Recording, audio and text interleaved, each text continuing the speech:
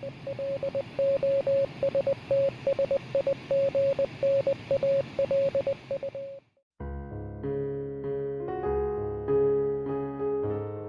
to the Lost Signals discusses philosophy, narrative, and the mechanics of criticism. In this show, we analyze the greatest minds of narratology, both classic and current. Enjoy. Hello, and welcome to another episode of, it's sort of a combined episode here of the Lost Signals discusses philosophy and narrative theory, but also a little bit of TV and film. Mm-hmm. I'm a big fan of a show on YouTube called The Take, which I believe was Screen Prism initially, but they have been putting out some of the most analytical spot-on analysis. Analysis of modern pop culture. If we were less lazy at this podcast, it's what I would think we would aspire to. But this is both a highlight episode and a kind of a response episode to work they did. I'm Jonathan Manzer, here with Scott Thurlow. Lazy man forever. And Cedar Mosi. Podcaster 2.0. And we are going to mansplain to them God. Antiheroes. Hopefully not. And 1.0 and 2.0, which is their thesis.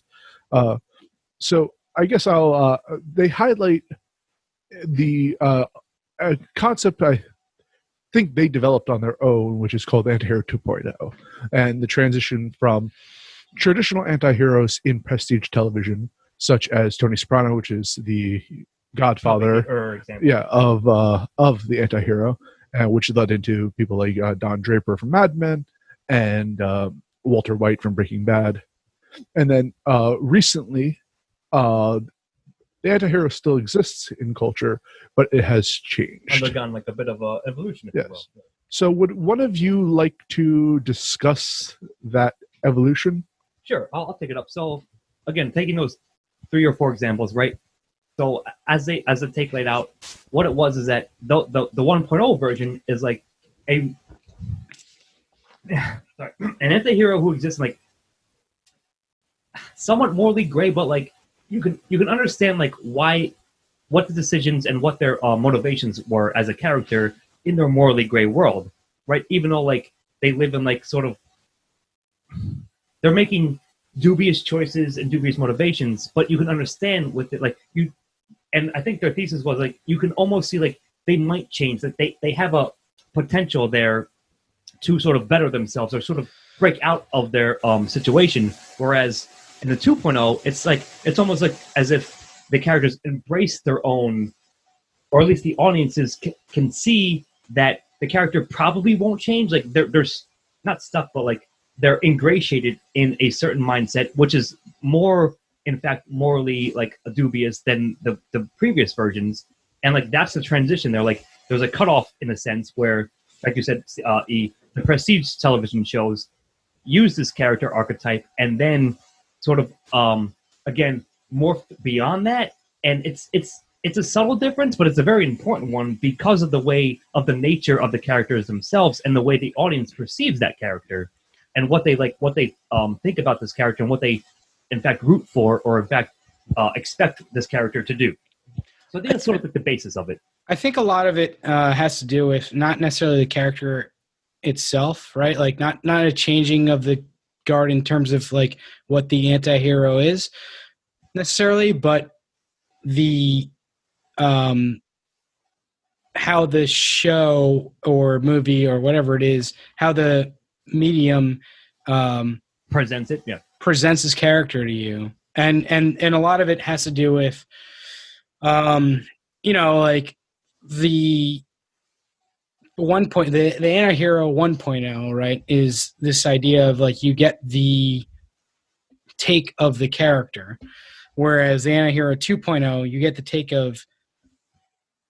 get a little bit of the take of the character, but you get the take of everyone else around the character who gets hurt and kind of has the character hurt them in a lot of ways. And I think that's a big part of what the difference is, right? It's like, it's not a different, it's not that the Antihero is different, right? It's that you get to see the impact that they have on all the people around them and on this story in general that's being told about them. Also, I would be remiss not to mention this. It's also the elevation of the anti-heroine. The take does quite a bit on gender studies in general in their works, but in particular for this. But I want to go back to the Antihero 1.0 and kind of give my own kind of interpretation on the tradition that there's no real transition from 1.0 and 2.0. It's the expectations of the audience at the time. So I'm a huge fan of The Sopranos. I've watched it when it originally aired. I watched it recently. I watch clips, get sucked into clips on YouTube all the time for it. But one of the most important, and I've read a number of critical essays on this, is the 7th episode of the series, College, which juxtaposes Tony Soprano as a loving father taking his daughter on a trip to view colleges. But he also sees a former a turncoat in his crime family who's in like witness protection there, and ends up killing the man. And actually, this was one of the most important episodes because they had to, David Chase had to sell this concept to the producers because they didn't want Tony Soprano's your protagonist. You can't show him straight up murdering a guy, and the Sopranos and Breaking Bad were the transition audience expectations for television. Yeah, so I think we needed to set up a likable protagonist in order to allow people to buy in, because that's what the expectations to that point were for a show. You didn't want an unlikable protagonist at that time. And I think we become so comfortable with the antagonists that now we can dispose of the fallacy that they're good people and go straight into their selfishness. Because if you look at both Breaking Bad and Sopranos, you see the repercussions on the families. Both of them, and confirmed by David Chase recently, both die at the end. They get punished for their selfishness. Any likability, especially in The Sopranos, was stripped from Tony in the later seasons. So I think that that's my kind of thesis in the transition between Antihero 1.0 and 2.0. It's the growth of the audience. No, I think you're right, Steve. So I'll let you speak, but I think you made a good point there. At least a good to transition that. Yes, it's more like. I'm trying to condense it. It's the audience perceptions and the changing perceptions of, I guess, pop culture and society in general. That it's not like a huge a big draw a line here's the big difference, right? It's more of a subtle change in the way that they're portrayed, and then the repercussions and the consequences of their actions of who they are as characters. But that's always been there. Whether you're dealing with not always. Don Draper really doesn't. Sure. I've never seen much of Mad Men, so I can't really speak on that. But Skylar White and Carmela Soprano, both, and their children, both suffered incredibly for their actions, and you see that. And Hank from Breaking Bad, who is a traditional hero, dies because of the actions of the anti-hero. So I think that those repercussions existed in 1.0. I think that I don't think that it's necessarily that there are repercussions, because you can't have these anti-heroes without giving them their comeuppance in a lot of ways in anything. But I think what it really is you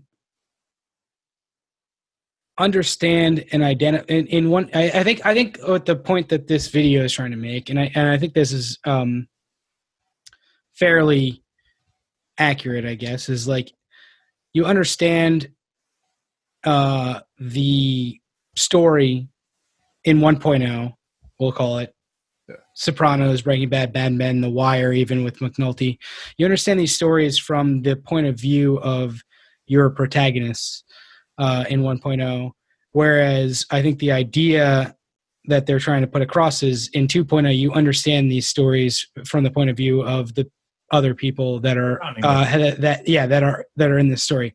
It's not that you don't realize the transition from the anti-hero to the anti-hero being a force Yeah. Okay, yeah. Almost like a black hole of their universe, like they just like have this this force that sucks people into their gravity in 2.0, which you don't get necessarily in 1.0. It's just like they're almost like an outward force in 1.0, where they're projecting all their gravity and energy out, and in 2.0 they're sucking everybody in. Mm-hmm. And it's this almost transition to like understanding the way that these people like in. I don't exactly mean to say it this way, but what I was going to say was like it's this understanding the way that they draw people in and then hurt or kill those people, whereas in 1.0 it's how they use people to go and do their thing and kind of project their own their agenda, I guess. Charisma or power, and I think that is like a good point. I do want to mention that at some point in this, so like for the most part, the conversation was talking about how the Antihero 1.0 is mostly white men and centered around their actions, and the hurting people story was there, but it was almost on the periphery of like the story of how important they were to their world. Okay. But they did include a couple of women in that. Carrie, I believe, from Sex and the City, was like the female anti-hero that was listed, and I forget what her name is, but Weeds. I actually think Friends is composed of all 7 anti-heroes. Yeah. I could see that for sure. But it is like a very self-destructive narcissist. Yeah, exactly. Sorry, I don't even know if they brought up Always Sunny, but like I thought of that while watching the video in a similar, like a very general sense, Steve-O. So it is like to an extent, I would say that those. And Seinfeld is included in this, they were never supposed to be heroes, really. Although you are supposed to like align with them, right? You like follow a story, but yeah. I would say that they're not supposed to be like heroes in any sense. Mm. However, it is interesting, like when you take the 1.0, 2.0 aspect, you look at Seinfeld versus Always Sunny, and you kind of get that dynamic from those two shows, like in terms of that. I didn't actually think of that until just now, but it's a good point. So the thing that they definitely wanted to emphasize is like in 2.0 there's a lot more female creators out there now than there were before, and there are a lot more female anti-heroes, probably as a direct result of that. You have Villanelle from Killing Eve, as this very, very strange, like serially, like very charismatic, but also just like childish serial killer.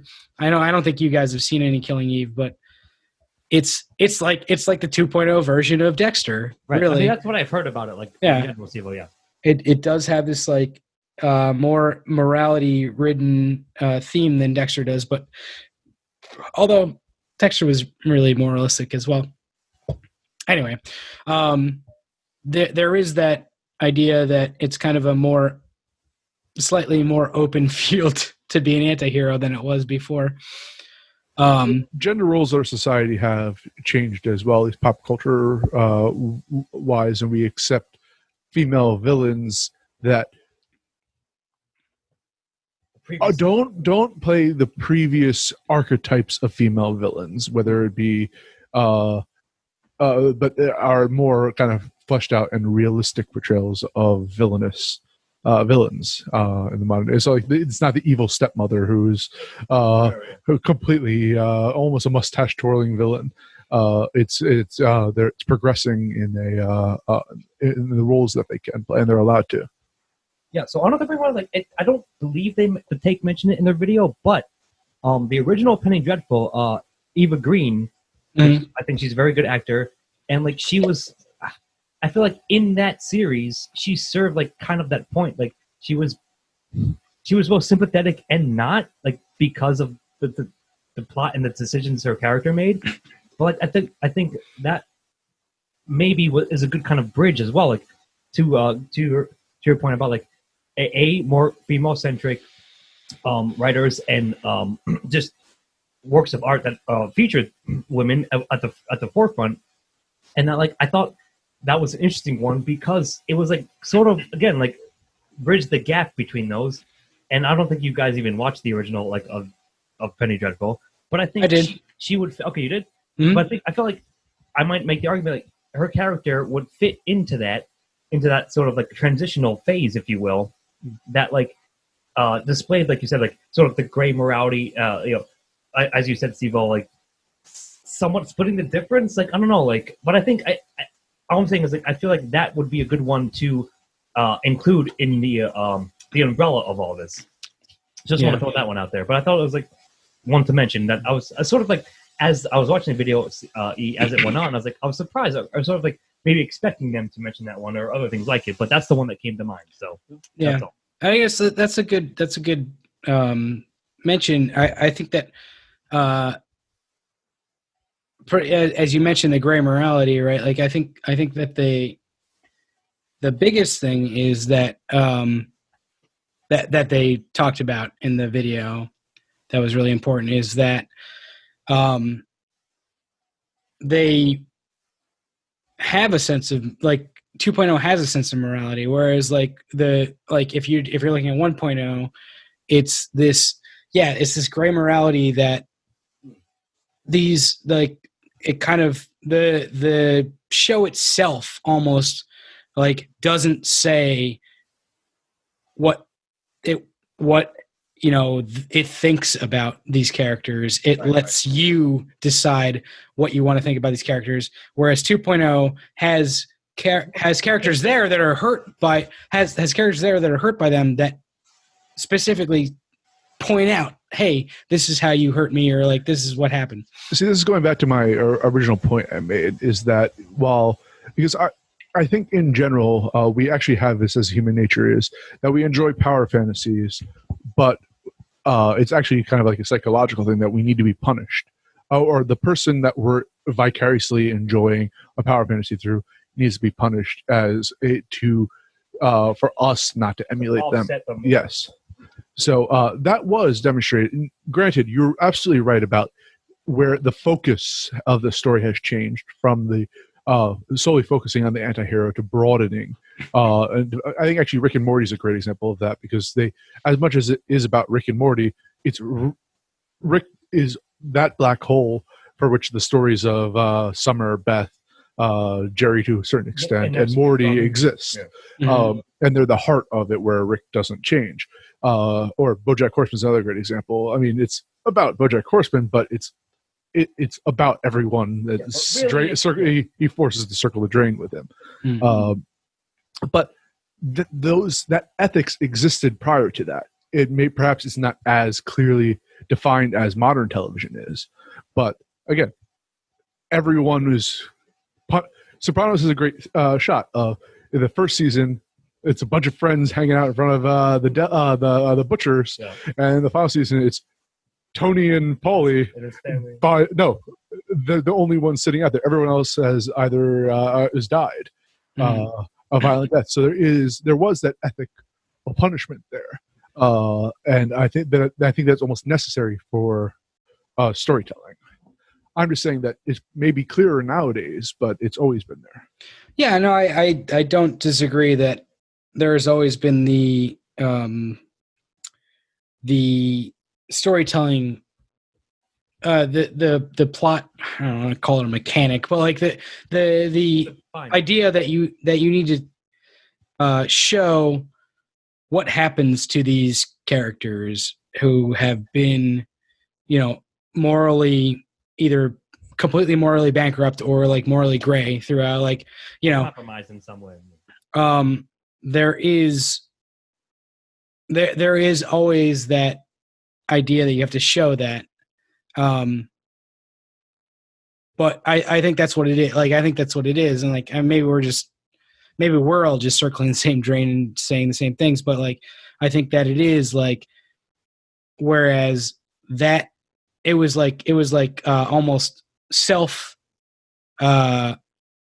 direction to understand themselves. Like, these characters had to understand that they were bad themselves.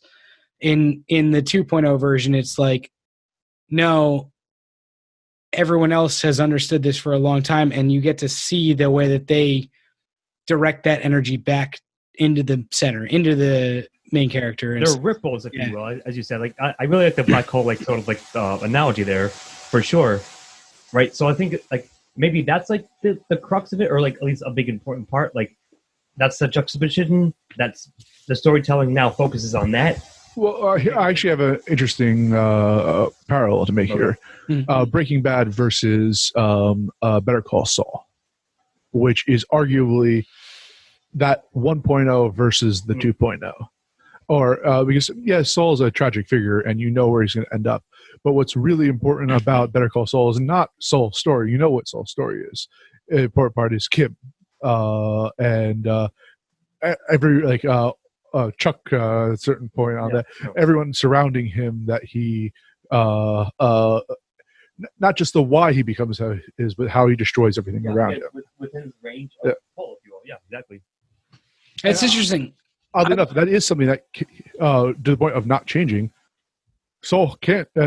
He can only become, by definition, that the maybe not monsters, maybe too strong, but the jerk that he more is. Shiesty than he's locked into the future. We already know what his future is, right? Like, we just want to know where he came from. I wonder what they would say. I wonder what on the take they would. Excuse me. I'm actually kind of fascinated that they didn't mention Better Call Saul with this. I don't know how old it is. They do quite a lot of Breaking Bad, and so actually I got introduced to them through a specific one, Steve-O, but episode called Gus, Man as Corporation, which is fantastic. Yeah, I do want to check that one out. You mentioned that earlier, but like in terms of this one, like, certainly Better Call Saul had been out when they did this. Yeah, but I don't believe Kim rose to the prominence she was in last season. Yeah, and so Better Call Saul is still ongoing. Like, because I think Kim is actually a great example of a modern anti-heroine. Yeah.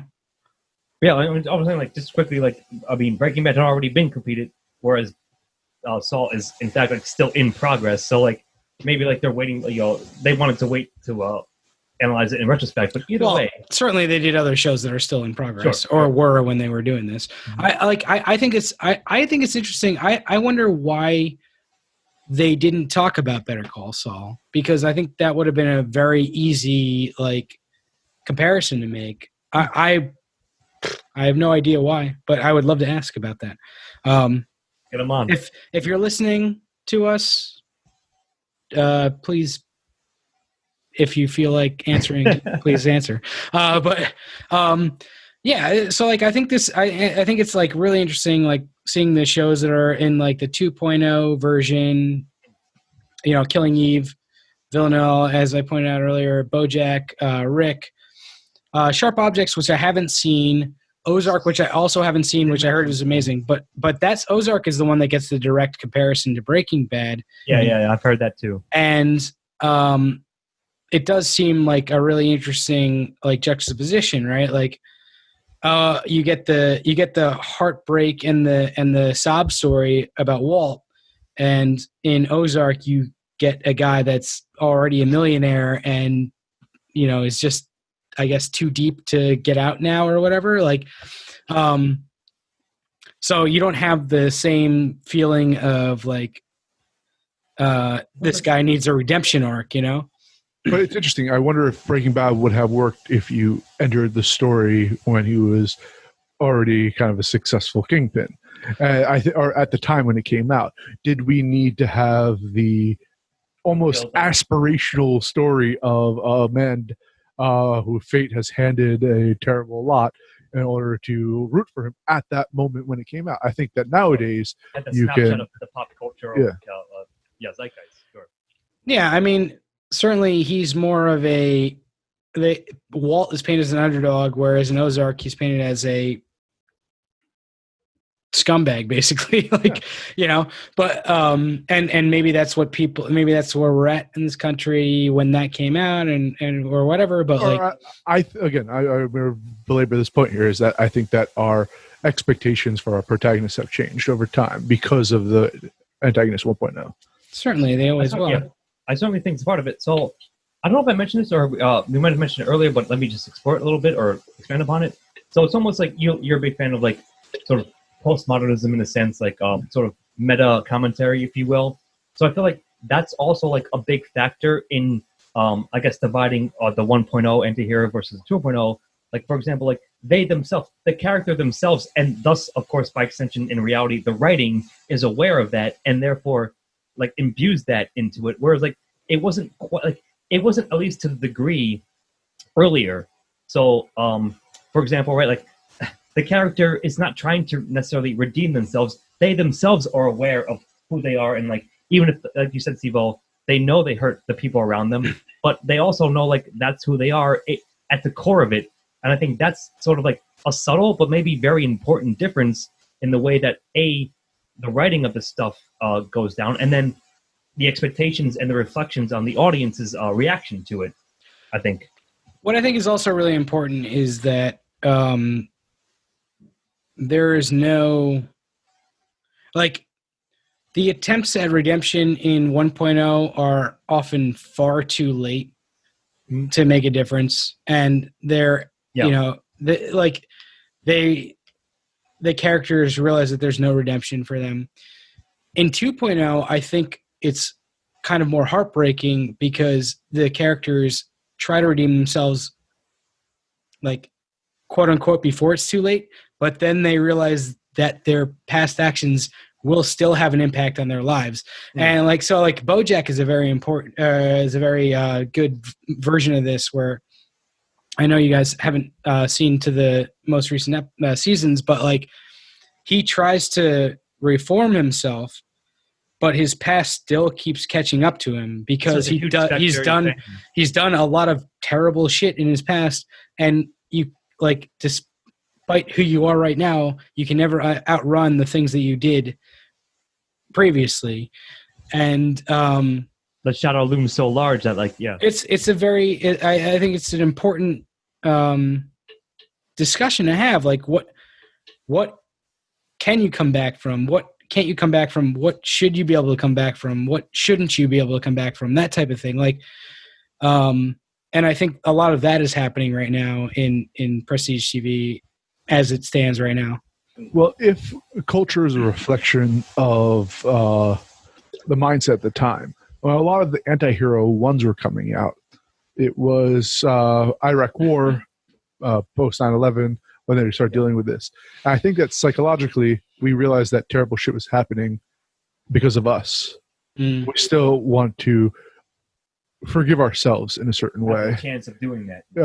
Give a chance at redemption. Give a chance at, like, oh, I understand why these terrible things happen because they're tragedies, something like that.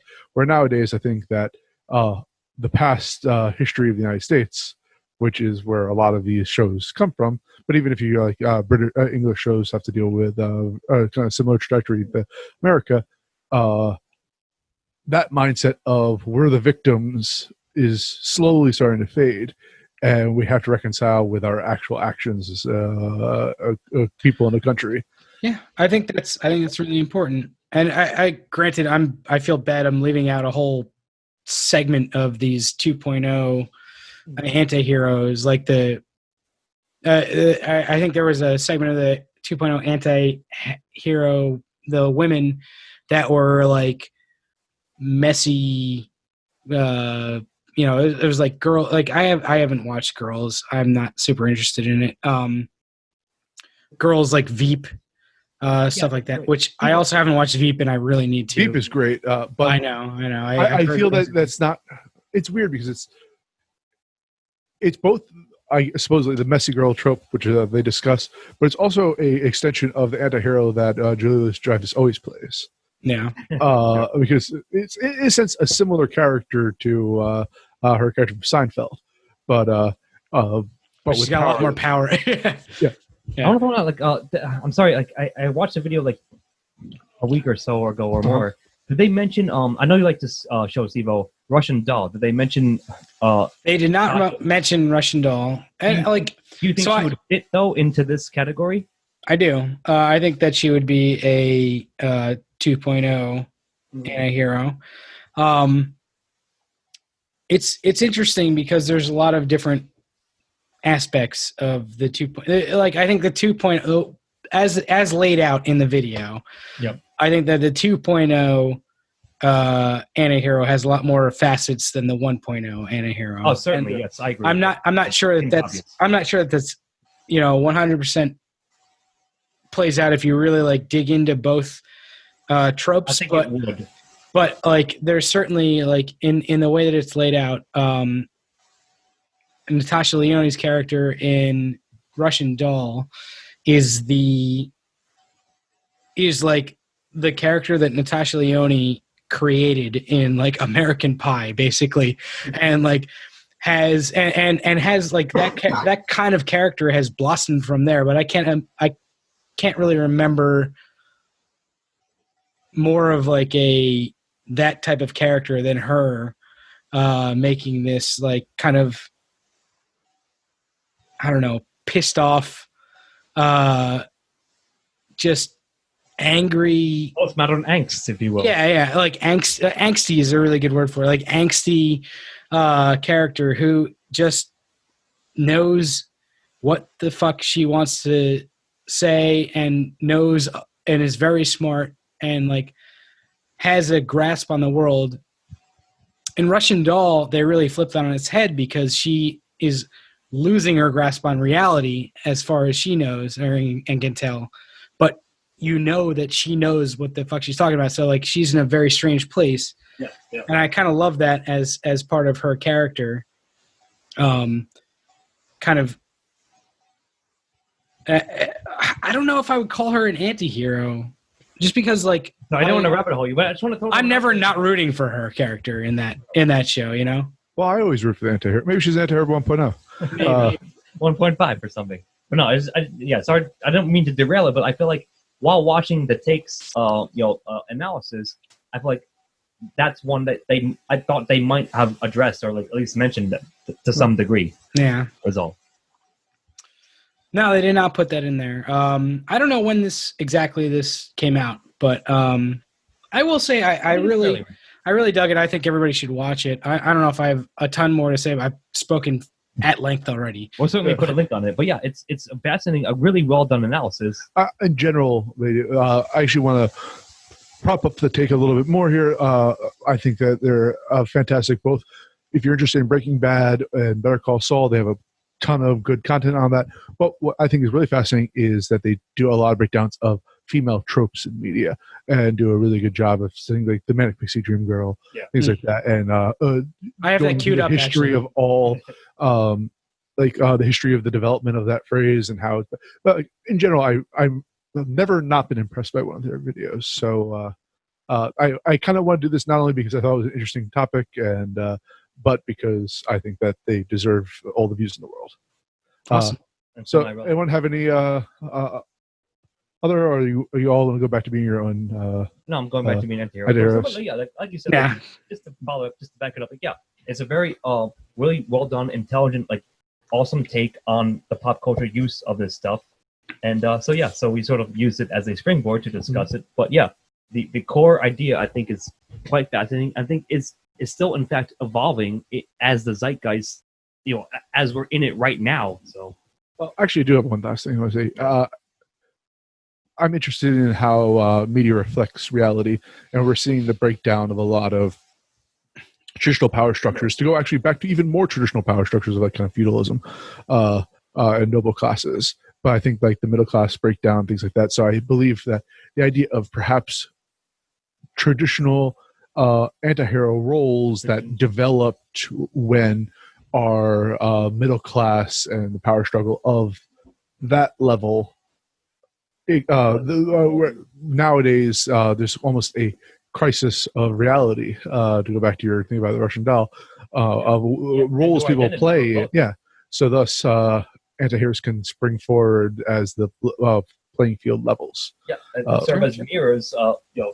Not all Robespierre's. Anyway, but that's neither here nor there. I'm Jonathan Ian Manzer, and I'm the rickest of all Ricks here with Scott Thurla.